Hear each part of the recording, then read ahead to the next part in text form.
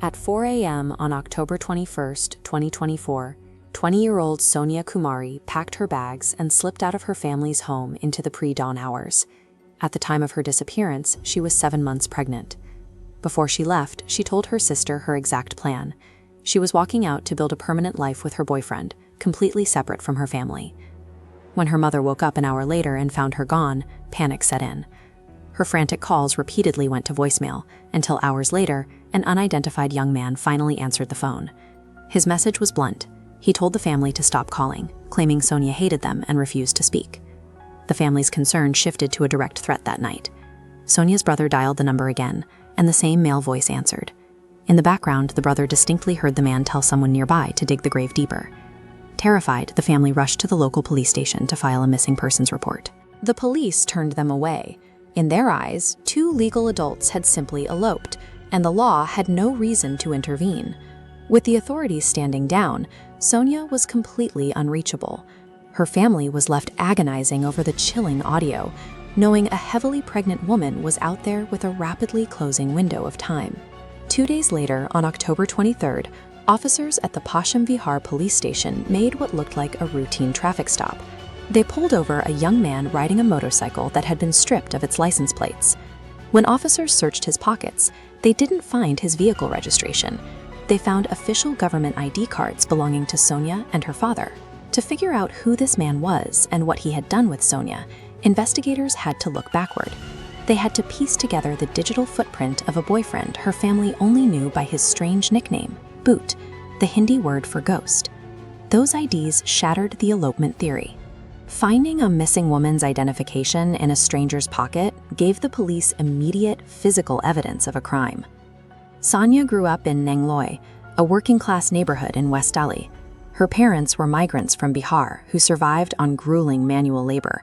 Her father sold animal fodder, and her mother worked as a domestic helper. Forced to drop out of school after 10th grade due to money, she poured her limited savings into a smartphone. Her goal was clear. She would post content on Instagram, build a following as an influencer, and buy her family a real home. Right as she was heavily investing in this online persona, a boy introduced himself as Sanju. He arrived at the exact moment she was seeking an audience and validation. She integrated him directly into her digital reality.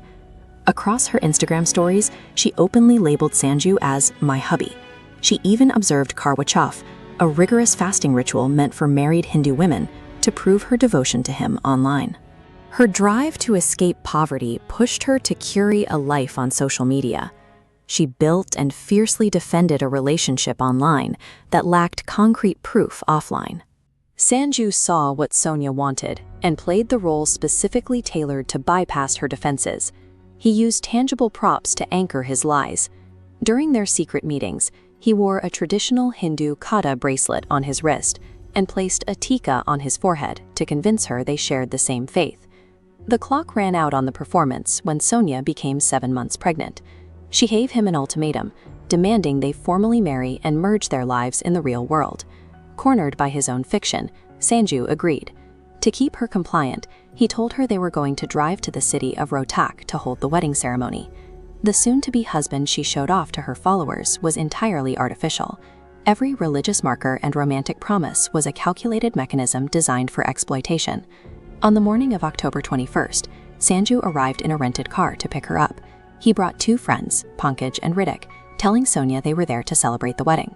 As they drove down the highway between Bahadurgarh and Rohtak, the mood soured. Sonia demanded guarantees about their commitment, while Sanju continuously tried to stall the conversation.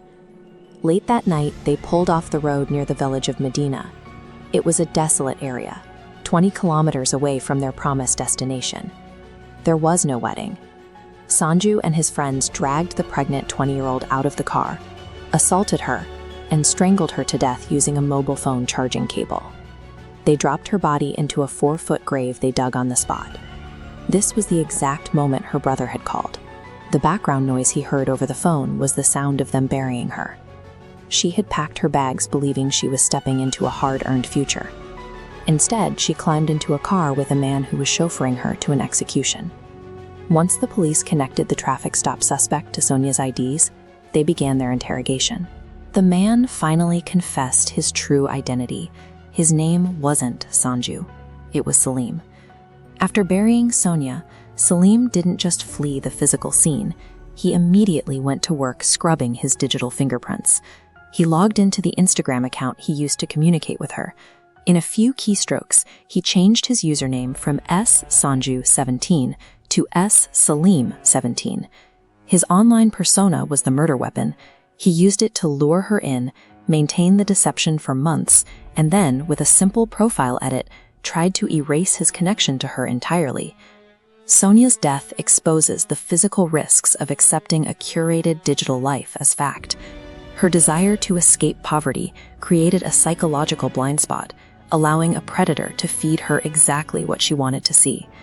Today, a convincing identity can be built with a few cheap props and an anonymous social media handle. Handing over blind trust to a digital profile can have lethal consequences.